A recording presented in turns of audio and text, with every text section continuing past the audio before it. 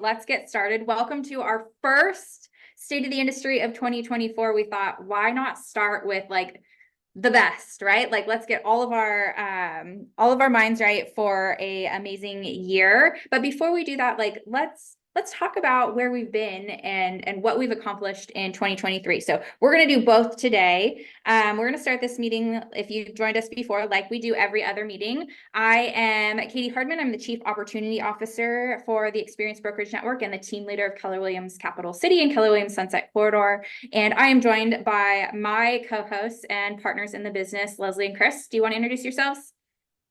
Yeah, I'm Leslie Hilbert, General Manager of the amazing Experience Brokerage Network, which of course encompasses those four amazing Keller Williams market centers, and team leader of our Keller Williams Eugene Springfield location. So very happy to be here and honored to lead. And Chris, do you want to introduce yourself? Sure, I'm Chris. I'm Chris. I know almost everyone here actually as I look through the faces. But I'm the operating principal of the brokerages across Oregon that are part of our network. I'm also an agent within the network as well. So I'm just like you.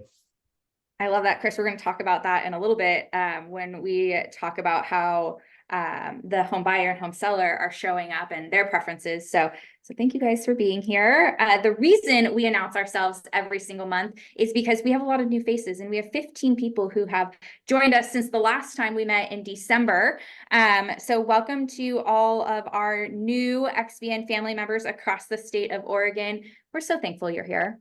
We're thankful to be in business with you each and every day. So welcome. And if you know any of these names or you see them on the Zoom, I saw Allie, put it in the chat. Welcome. We're glad you're here because we truly are. Okay. Now, before we talk about 2024, let's talk about 2023. Leslie, do you want to walk us through some of our accomplishments in the last year? Yeah, I think it's really important that we celebrate our wins. So we're going to talk first about the things that we're the most proud of and honored with is the people that we're in business with. So in 2023, we welcomed 202 new Experience Brokerage Network family members in all of our locations. So we actually have two slides of names. There was so many of them. So if you are new to our brokerages and our network in 2023, welcome to the family. Once again, we are honored to be in business with you, but that is not all.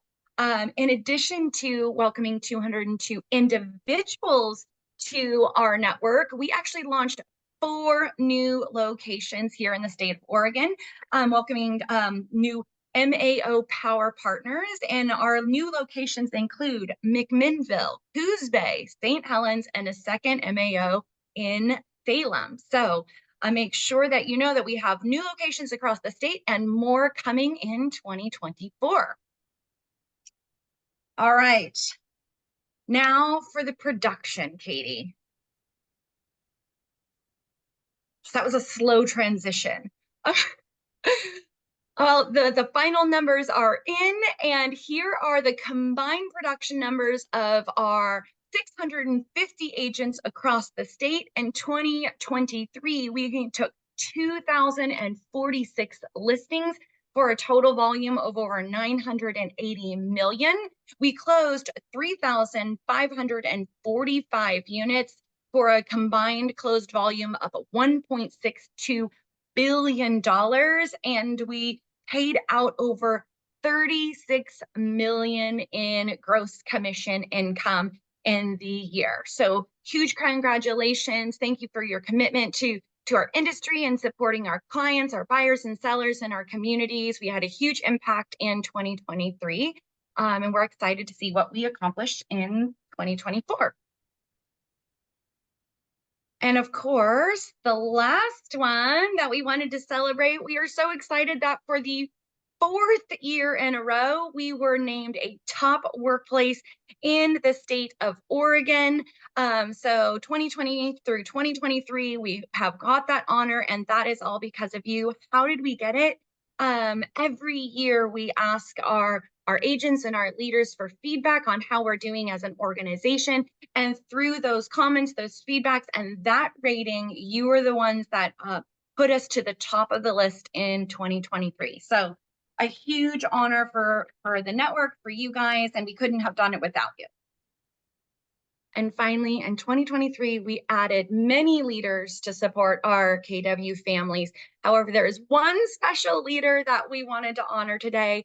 After 23 years in the industry and serving as our Director of Risk Management, overseeing our principal broker team, keeping us out of hot water, taking great care of us, the amazing Tom Dye is retiring. So he is going to be celebrating him on next Tuesday, January 16th. We wanted to make sure that all of you guys are aware of the celebration party and that you are all invited. And if you get a chance, reach out to him. Thank you for his service.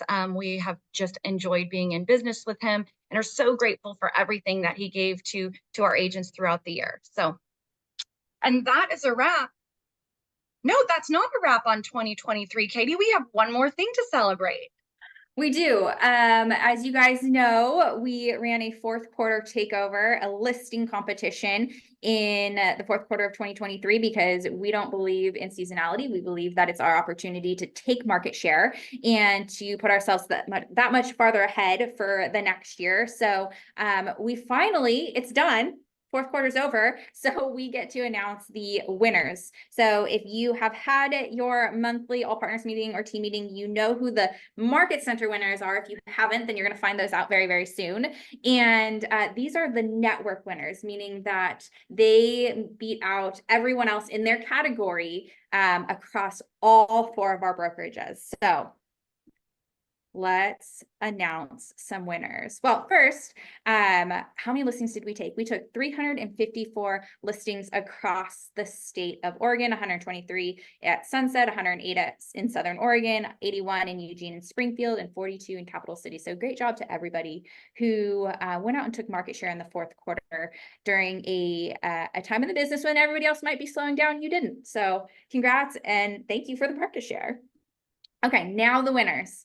In our rookie category, meaning this person got their real estate license after October 1st of 2022. So they were in their first year of business during this fourth quarter takeover. And our winner is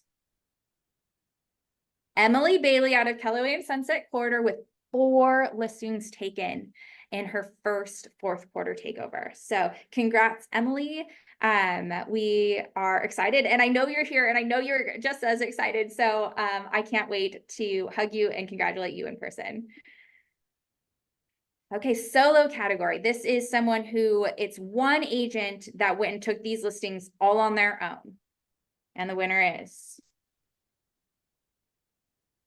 Aubrey Martin out of Keller Williams Sunset Corridor with 8 listings taken. There was some stiff competition in the solo category. So congrats to Aubrey on taking the most listings in the solo agent category for the fourth quarter takeover. You're also in the office. Can't wait to hug you as well. Okay, team category. This is 2 sales agents that combined took these listings to be the winner of the fourth quarter takeover in the team category. The Sky team out of Keller Williams, Southern Oregon with 5 listings taken. Congrats, you guys. Unfortunately, I don't get to hug you in person. You're kind of far away, but Kaylee will have to hug you.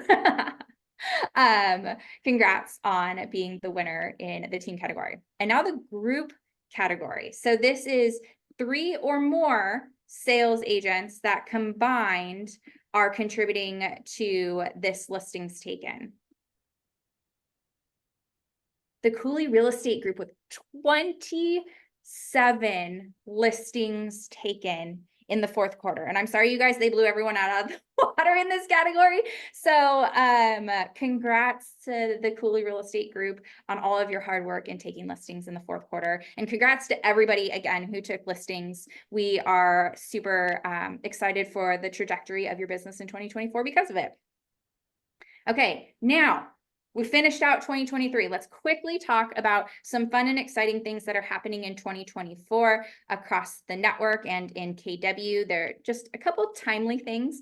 One, you guys are not on this daily dialogue practice today because you are here, which I appreciate. And Monday through Thursday, every week, we have started a new daily dialogue practice from 9 to 9:30. Noah Kragerud is the host. And this is something that I encourage everybody to attend, especially right now, as we are setting habits for the new year, to start your day with some good conversation and some affirmations, and then some actual script practice. Noah will be leading the conversation, but you'll be going into breakout rooms and actually working on your dialogues. And he's also bringing in special guests from around the country to join us and share their knowledge and expertise. So this is going to be a really powerful 30 minutes Monday through Thursday of every single week. So hope you guys join us. We will get the link out in the recording. Also, just to note that our Accelerate classes started this week. We are on day 3, Embrace Your Job, but anything with an asterisk next to it is open to everybody. So if you see a class or you want to refine your skills in any of these areas, I highly encourage you to attend, jump in, be a part of the class. We can all get you, anyone in your leadership team can get you the material for that class as well if you need it. But the links for all of these are on our XBN calendar, which you get a link to every Sunday at 6 p.m. So also, if you're not getting that email me, katiehardman@kw.com, and I'll make sure that you get resubscribed. Okay, and lastly, you guys, it is not too late to sign up for Family Reunion. I just wanted to share quickly because they've announced a couple things recently. Some of the reasons that this Family Reunion is going to be amazing. Number one, it's the industry's biggest training, networking, and cultural event. It's actually, they've said there's going to be over 18,000 thriving entrepreneurs at this event. So a phenomenal event to not only get top-notch content, but also to network with an amazing group of individuals and entrepreneurs. No surprise here, we've talked about this many, many times. The keynote speaker, I like that they called it a jackpot. All of the Robins in one room is going to be phenomenal. If you guys follow Mel Robbins' podcast, she's incredible. If you've been to a Tony Robbins event, you know the energy that he brings to a room, and we all love the vision and state of the company with Gary Keller. So it's going to be an incredible event just for that alone. They're going to be releasing some new technology through Command around artificial intelligence. So this is a great opportunity to get to talk to and learn about it from the people who actually built it. So you'll have labs that you can attend and hear about it and use it in real time as it's launched. And then it's in Vegas. So need I say more? It's going to be a really fun time. We actually have a couple things planned for the network, and for the region is doing a glow party. So there's a couple fun things just around the event in general that are going to be really fun and a jam-packed schedule. And then I thought this was really cool. They just released 177 breakout sessions. Holy moly. We need a lot of you guys to go so that we can be in all the rooms at all the times and collect all of that information so we can come back and learn from each other. These are just a couple of the ones that I thought were really good. 9 ways to leverage AI, navigate win-win negotiations, the MREA playbooks insights, lead gen tactics to score more listings. Like, there's so many good breakouts this time. They're really going back to some of the basic content and bringing out the best speakers. So super excited for this lineup. Again, if you want to attend Family Reunion, it's not too late to register. Ticket prices are actually going to go up in about a week, so I'd register quickly if you want to go, and then reach out to us about rooms. We might have 1 or 2 left, so let us know if you are going and if you need a room. Okay. Enough of announcements, enough talking about 2023. Chris, you are here because we wanted to talk about the NAR profile of home buyers and sellers and how to use that information in your business. Like you said, you're an agent yourself and you're using this in your business. So I'm going to hand it over to you to talk to us about how to use this information. Awesome. Let me share my screen. Excited to be here with everybody this morning, start the year off. What I hope today is less of a dialogue of just information, and rather a conversation that that we get to have around how do we use the data that's available to us. Every single year, thousands and thousands and thousands of buyers and sellers are interviewed, whether we realize it or not. Some of those, I assure you, were represented by people in this very room. And those buyers and sellers are interviewed. They're asked some questions. They fill out a questionnaire, and then we sort of categorize or gather all that data and then provide that data as a way for us to learn about our industry. I believe that we're all students of our industry. We love the industry that we're in. And as we learn more and more about what people want and what people are looking for and how to serve them the best way, it should change what we do. It should adjust how we run our business. So we're gonna take the next 40 minutes or so and really sort of blitz through as much of that data as possible. We will share this deck. The NAR profile report you need to purchase. And so we are sharing it as a group, as a network. What we ask is that you don't sort of distribute this out to all of your friends or put it on social media.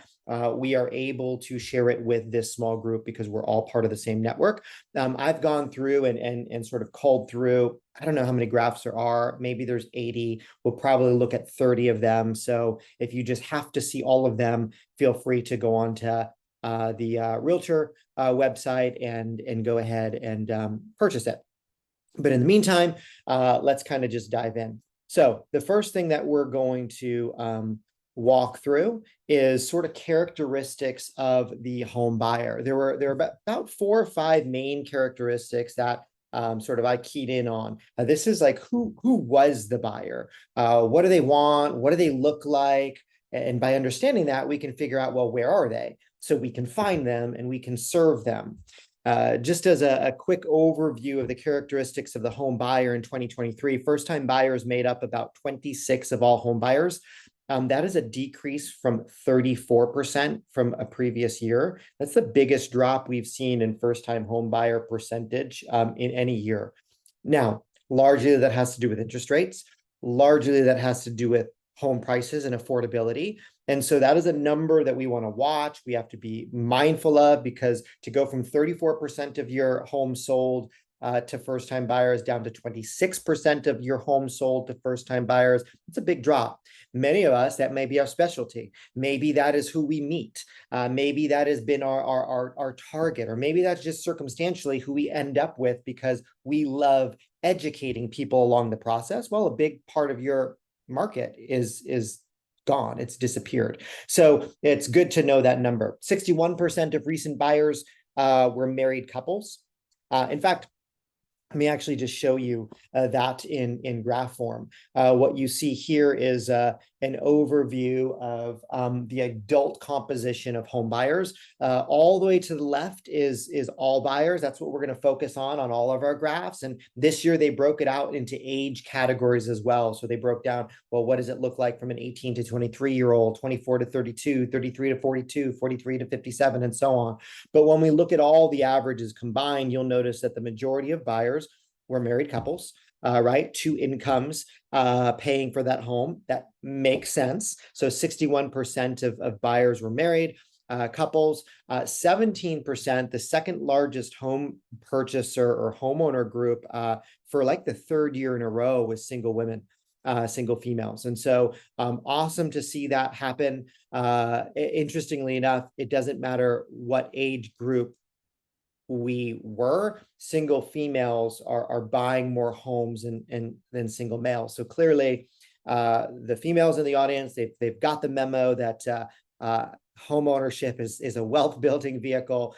We just need to get those single males to mature a little bit, maybe faster, and start buying homes. But 17% of all home buyers were single females. I think that's an interesting market in and of itself. Are we part of groups there? If you represent that group, can you get involved in supporting them? Are you putting classes out for them? Or are you figuring out where they are and how do you reach them? So this is just good for us to understand who those buyers are. Here we have home purchases that were multi-generational. 14% of all buyers bought a multi-generational home. So I think we're talking about buyers, but I always think about sellers as well. If I have a multi-generational home and I'm not highlighting that in my messaging, understand that 14% of buyers bought a multi-generational home last year. And then we see why. Underneath that, we see that of that 14%, if that collective 14%, represented 100% of those buyers, 21% did it largely to take care of parents, right? It was because of health or caretaking of aging parents. Matching that was just a larger home for multiple incomes. So we might be purchasing a home and we have a child living with us, not because we need care, but just because we need the income, right? We may not have dual income, and having a multi-generational home allows us to. Maybe it's that apartment or ADU in the lower level or upstairs or above the garage. We see that's a really, really focused area for us to highlight, and buyers are looking for that. Some bought a multi-generational home because they had kids moving back into the house, right? That's 17% of buyers that bought, that was the reason for it. Others was cost savings, so they needed the additional revenue from that apartment. So good for us to know why people are buying multi-generational homes. Good for us to highlight that, even if it didn't come up in a buyer consult as we're showing the property. Hey, this has the opportunity or potential to be multi-generational. You may not need it now, but 15% or 17% of people may end up looking for a home or moving because their current home isn't multi-generational. So maybe that's a check mark in the pro column as I'm showing a house, even if it's not important to the current buyer. So good for us to know that statistic. So I mentioned it's important to know where people are coming from. So this is the data on what their prior living arrangement was before they bought a home. So before they showed up in your car looking for a home, where were they? Well, 58% actually already owned a home. Your best buyer is your previous buyer. Interestingly enough, 58% that bought last year, they came from moving out of a home they already own, which to me says maybe they're a listing and a seller, but more often than not, someone in this room represented them already. So are we staying in touch with our clients? We're going to see so much data relative to the fact that the majority of business comes back to us if we follow a game plan for client interaction. So 58% owned a home already, 28% were in an apartment or renting. So, when we're looking at marketing or reaching out to non-owner occupied homes, we oftentimes, when we're doing our mailings to just listed or just sold, we pick owner occupied. Could we have messaging to the non-owner occupied? Because 28% of all buyers came from renting prior to the time that they went out and bought a home. So do we have a message for them? Are we meeting them where they're at? Are we door knocking perhaps, or reaching out to apartment complexes or non-owner occupieds? And then interestingly enough, 13% of us should have been referred to us by our past clients, right? Why? Because they lived with their parents, who hopefully we helped into that home, right? So they lived with their parents, a relative, a friend, they weren't paying rent, or maybe they lived with their parents and they were paying rent, but 13% collectively went from almost living at home or living with a friend and then moving into their new home. So again, oftentimes those kids don't get referred to us because we're not talking to the parents about investing or helping their kids invest, or how we could have conversations or connect with their kids to help them buy their first home. So good for us to know that. Why? Why do people buy homes? Well, this has stayed the same for decades, for the record, for as long as we've been tracking it. The number one reason is just the American dream, is the desire to own a home of their own. And so again, as I'm looking at motivation or reason why people buy, if I don't have messaging out, whether that be digital messaging or print or on my phone, just the desire to own, to build, I think is really wild and important for us to make sure we're talking about. Here's a concern of mine, actually. Financial security is way down on the list. In fact, only 2% of people said the reason why they bought, their primary reason, was financial security. we need to do a better job at helping people understand that home ownership is an incredible path to wealth building and a reason or a path to financial security. Now, probably everybody wants financial security, but only 2% said the reason why they bought a home was for financial security. And then there's a whole array of reasons why, as we drop down from just the desire, it's proximity to family, friends, relatives. Many was retirement, right? 8%. The main reason was they retired. Some were they wanted to move into a better area or a better neighborhood. We saw upsizing and downsizing almost equal, 8 and 7%. I need a bigger house or I need a smaller house. Change in family situation was a big one as well, 6%. Change in family situation, that could be they got married, that could be they got divorced, that could be they had a child. So are we connecting, or do we have people connecting with us in that segment of marriage, divorce, birth? Proximity to job, schools, transit, and then obviously 4% was second homes as well. So just a good bit of data for us to say, hey, where do I go? Where do I meet the buyer? What are they looking for? What is their motivation? And then outside of just the desire for the purchase, how about the timing? Right? That's the perfect storm for us. Yes, they want to buy a home and it's the right time. So it's ready and willing, not just willing, but timing means, okay, they were willing to buy, now they are ready. The number one reason of all buyers, 38%, it was just the right time. Well, that's not rather helpful for us. So I'm sorry, I don't have more information about that, but the biggest reason is like, well, it's just the right time. Why? Well, maybe going back here, right? Job changed, baby came, divorce happened, they retired, neighborhood went downhill. Like there may be these reasons that factored into the primary timing of it was just right time. But interestingly enough, 24% said they didn't have much choice, that they had to purchase. That might mean that they got exited from their apartment, right? That might mean that they were asked to leave their home from their parents finally at age 36. It might mean, like, there's a lot of different reasons why they may not have had a choice.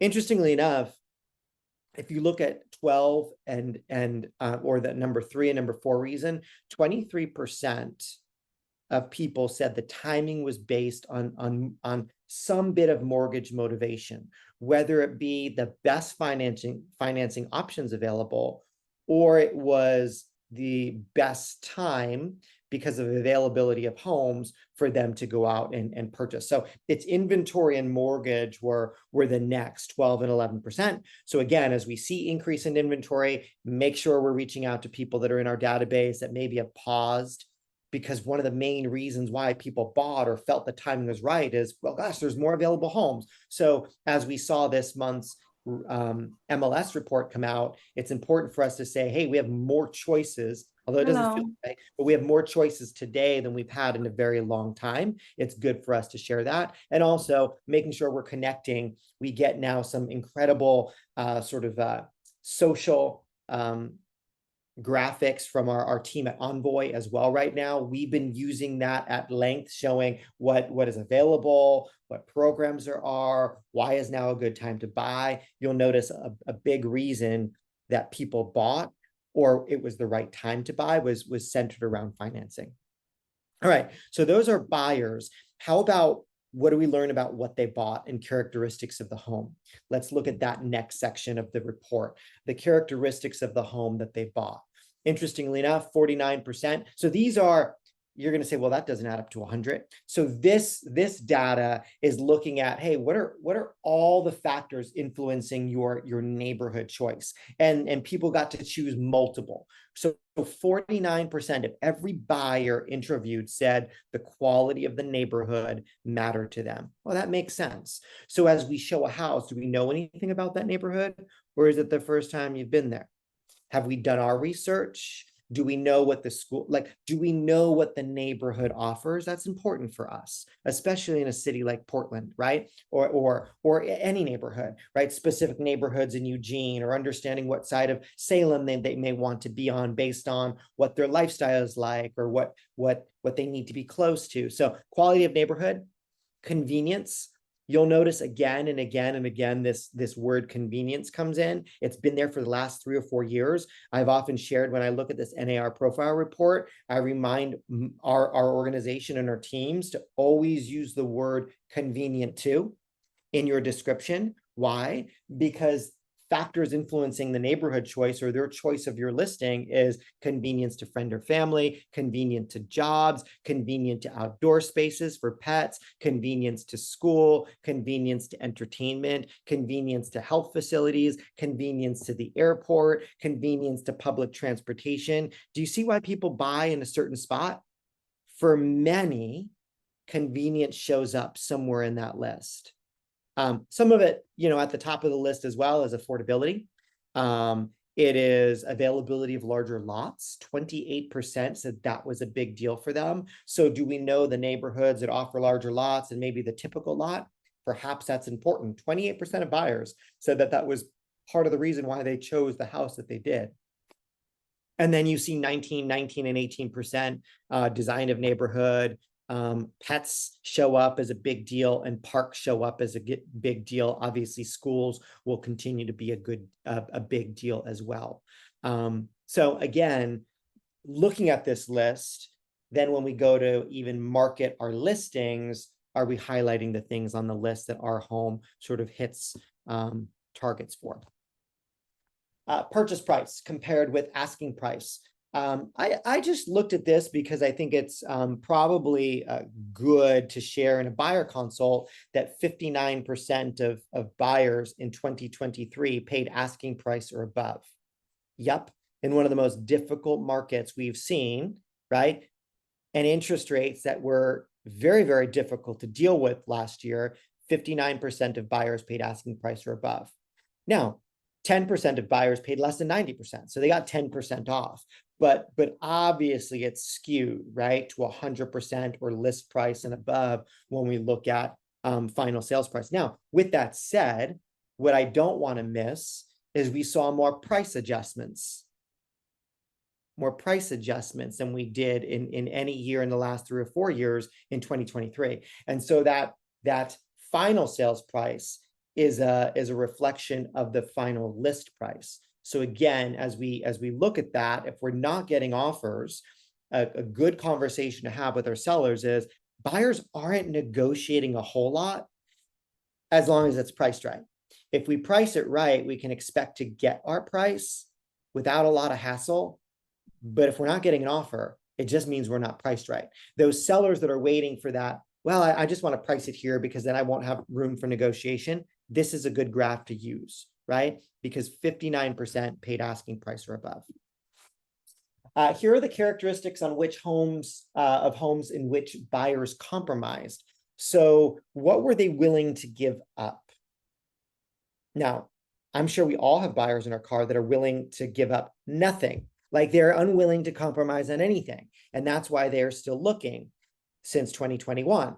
But 27% compromised in price, which means that probably means they paid more than they really wanted to.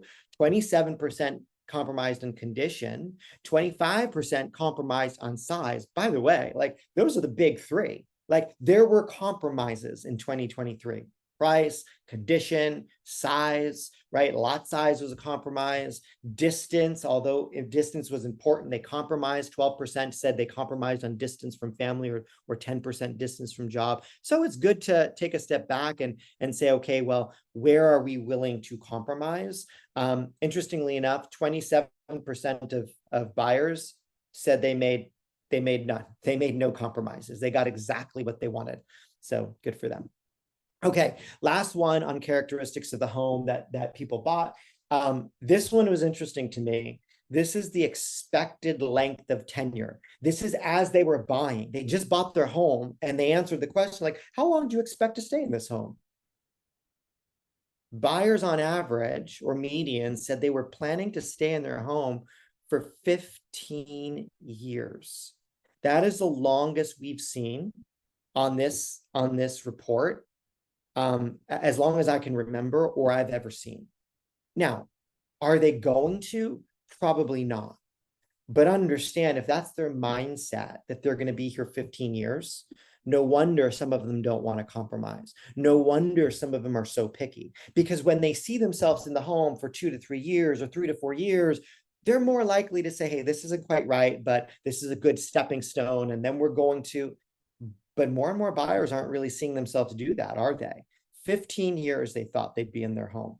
And even as we look at that, 17% said they were going to be 8 to 10 years, 15% said 4 to 5 years, but the majority, on median, 15 years in their home. Now we're going to see what they did stay in their home, or how long they did stay in their home in a little bit, so we can see the differential. But it's important for us to understand the mindset of our buyers as they're looking, and why they may be more picky while they're in the car with us. Let's talk about the home search process. So we've talked about the buyer themselves. We've talked about the product that they're purchasing. How about the process that they go through to purchase? Looking at the first steps. And I think this is important. This is one of the most important graphs. Why? Because what we're going to learn briefly is that those who connect with the buyer first, not email, not text, not somehow run into connect with the buyer first, or engage with them in a meaningful way first, typically win, right? First to consult that buyer will typically work with that buyer and close with that buyer. So where do they go first? 47% looked online for properties for sale first. So are we there? And by the way, once we are there, because almost all of us are we engaging with them in a meaningful way? Are we trying to get in touch with them? Do we let people come into our world online and never engage? Do they always stay as a unqualified, like they reached out, they didn't engage, they didn't respond? Do we stay in touch? Why? Because that is their first step. They don't have an agent yet. It's their first step. Now, 18% of people, the second most common first step in looking for a home was what? Contacting a real estate agent. So, between looking online and contacting a real estate agent, the majority of buyers do that, right? 65% of buyers will either look online or contact a real estate agent as their first step. Then you see some other things that will help us sort of design our value proposition, or maybe our go-to-market strategy. They looked online for information about the home buying process. Do you have information out about what that process feels like and looks like? What are the processes in place? Interestingly, 9% went straight to a mortgage broker, right? They got connected somehow to someone doing loans and mortgages, and they went to their bank. And so connecting with our lenders and saying, hey, 9%, that's a big number, by the way. 9% of all buyers last year said, hey, the first thing I did was actually, I went to a lender first. So what is your relationship there? 7%, they talked with a friend or relative. So that means 7% should have just come back to you anyway, because we should be in contact with our friends, with their friends and their relatives, such that when they hear of someone looking to buy or sell, what do? They say, oh, you should call my friend Katie. You should call Sarah. Oh, you should call Amanda. Like, that's what they should be saying. And then just a few other categories that I think is interesting. Number 4 was, or talking to a friend or relative. Number 5 is driving through homes and neighborhoods, right? Which means that open houses work. The 5th thing that they did first, not how they found their home, we'll get there, but the 5th thing they did first in their search is just driving through neighborhoods, which means if your open house signs are there, what will they be? They will be walking into your home first, right? So that is right, online, direct to agent, direct to lender, talked to a friend or relative, or drove through the neighborhood. Those are the big 5. What information did they use? 86% of buyers said, oh, I used the real estate agent. I used a real estate agent for information about my home purchase. That's a solid number, right? It was 87% amongst 24 to 32-year-olds. It was the lowest, interestingly enough, between 33 and 42-year-olds. But they used a real estate agent. They used a mobile device, right? That's probably them on their in their car on a mobile device. They used online videos. Yard signs is still a big deal, right? 40% of people said, oh, I drove through neighborhoods and looked at yard signs. 28% of buyers said they still viewed open houses as a way to gather information for their home search. How long did they search? 10 weeks. 10 weeks on average. So there's your sort of arc of a client, right? 10 weeks on average, people searched. Interestingly enough, they looked for 3 weeks before ever contacting an agent. So what are you doing in that 3 weeks? Now, I sort of tend to dissect this and say, okay, well, interestingly enough, is the first thing that they did, if the first thing they did was go online and they waited 3 weeks to contact an agent, then why are you hung up on the fact that they haven't texted you back or called you back when they logged onto your website, requested information, clicked on it, gave their email address or phone number, got their information, and you reach out the first day, third day, fifth day, ninth day, 21st day? Like, they don't plan on contacting you for 3 weeks. So what does your follow-up plan look like? As you look at Command or you look at your whatever database you're looking at, whether it's Brivity or whatever it is, like, what does your first 3-week period look like? They're not planning on reaching out to you for 3 weeks, right? And you can see that they, on average, saw 5 homes. That's not a lot. But that's partly understand, welcome to 2023, there wasn't a whole lot to look at. So don't get excited. Oh, I only have to show 5 houses per buyer. As inventory increases, we'll show more, but 10 weeks home search, 3 weeks before ever contacting you. This is concerning to me a little bit. It is every single year. And I just think we're not doing a great job at communicating with our buyers. We're letting tech, which I love, by the way, right? Like, I run a tech company, but we're letting tech do our own job. This is where buyers say they found their home. 51% said they found their home on the internet. Now, they did not. They found it on the internet because you emailed it to them, or your listing alert emailed it to them. But we are not following up with the phone call and just say, hey, I just want to make sure that you saw the homes that I found for you this morning and emailed to you. Hey, I found a home for you. Like, we need to use that language so that they remember who found the home. And I'll tell you why in just a minute. 29% did say my real estate agent found my home. Funny enough, 10% was friends, relatives, or neighbors. Now, what does that mean to me? Like, don't disqualify the people that are walking through your open house and say, how many times do we hear it? Oh, I'm looking for a friend.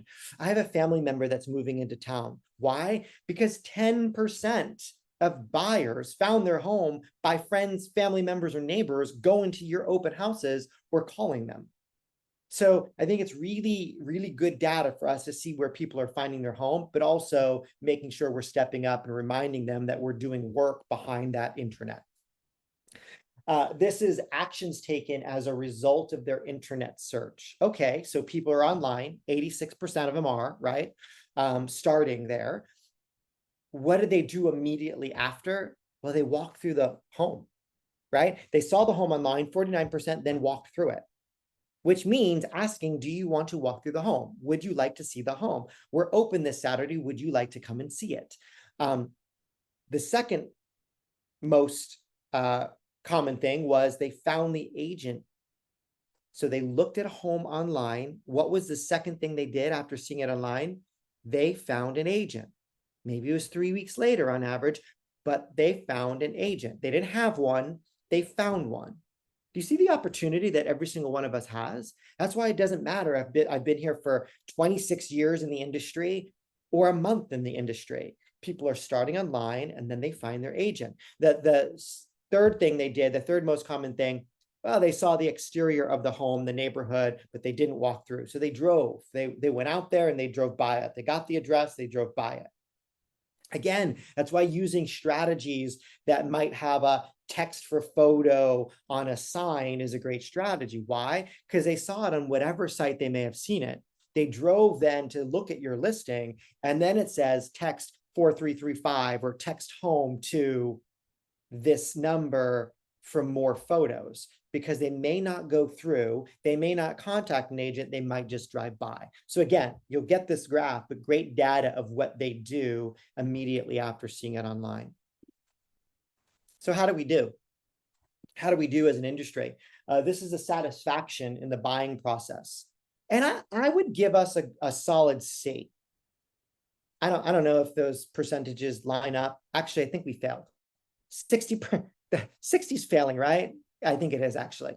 60 is failing. So 60% of people said that they were very satisfied. By the way, to me, if they're not very satisfied, they're not.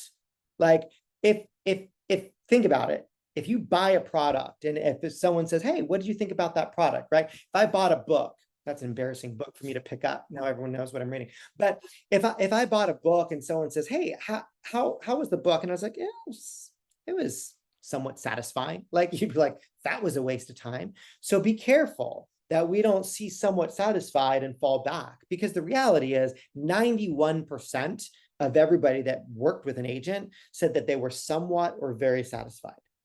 But my target for us, for each of us, should be very satisfied. So what do we do to level up that 60%? Now, not 10% said they were dissatisfied or very dissatisfied. That's a problem. Keep in mind, this is everybody that bought a home.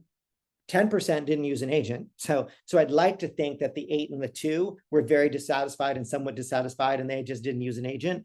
I don't know that that's actually data driven, but that's what I would like to think. But let's focus on that 60%. Now, how do we do that? By looking at the data we receive from home buying and the real estate professional. So this is feedback for us as an industry, as an agent, but also as we're sort of designing our systems and our processes. This is good for us to know.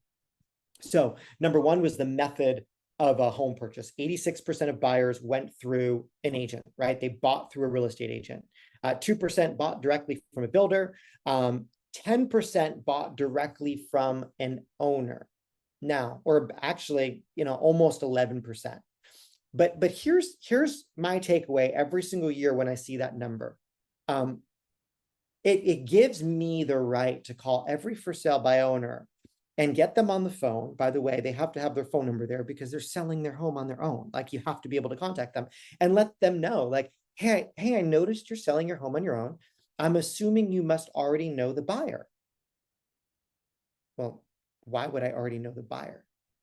Well, I just assume that because the majority of successful for sale by owners sold to a friend or family member. So understand, right? If you don't have a friend or family member that wants to buy your home, this may be more of a difficult process than statistics would lead you to believe.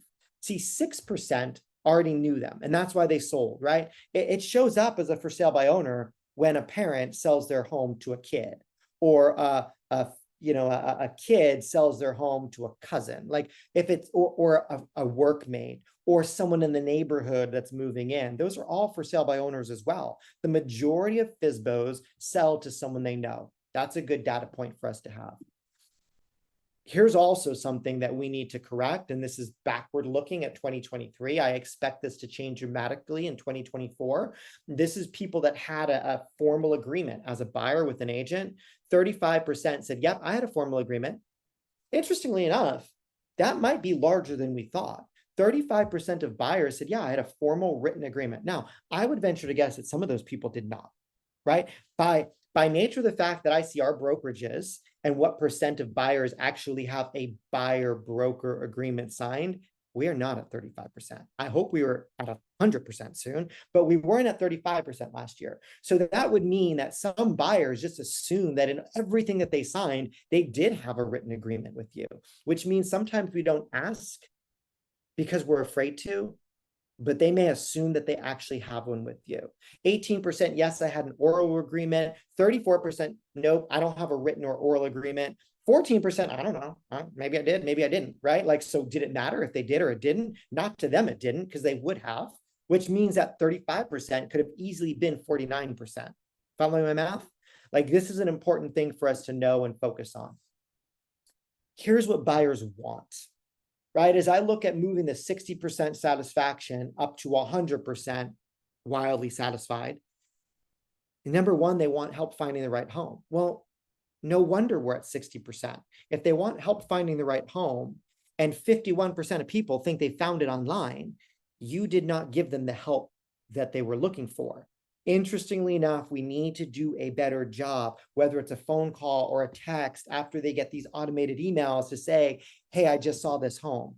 Like some of you, I text almost every day. Did you see this? Did you see this? Did you see this? I'm looking at hot sheets every day. I love the industry. Are we doing that with our buyers? Hey, did you see what I sent you? Like remind them that you are helping them find the right home. Also in your consult, talk through what you're going to do to help them find the home. Are you going to door knock? Are you going to mail? Are you going to call into neighborhoods? Are you going to reach out to other agents and brokers? Are you going to leverage the fact that you're part of the largest real estate network in the state? And that real estate network listed more homes than any other network.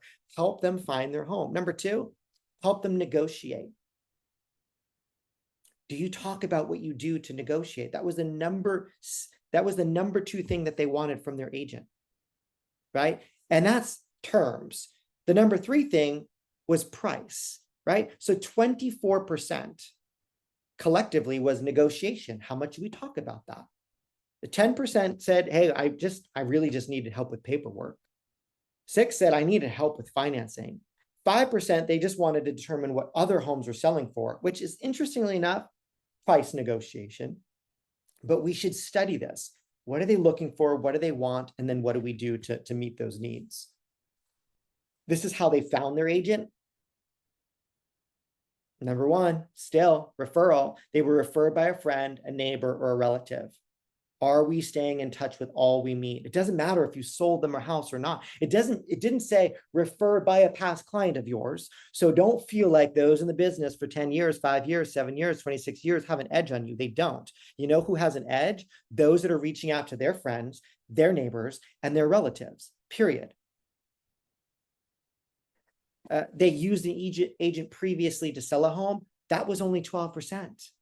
Think about that. That's a problem. But it also eliminates fear of competition in this industry, that the biggest teams or the largest or most productive agents will always have better business than. No, it's not true. Only 12% of buyers said they found their agent by using a previous agent that they used to buy or sell before. 10% they said they chose the agent because they inquired specifically about that house. So I have to look at that and say that means 10% of everybody in my database that has ever inquired about any house I've ever listed or any house that somehow got to me that they inquired online about through my IDX site means that they would choose me. They would buy from me. What are we doing? Like this data gives me so much energy about 2024, about the business that's available, regardless of where we've been or what we've done.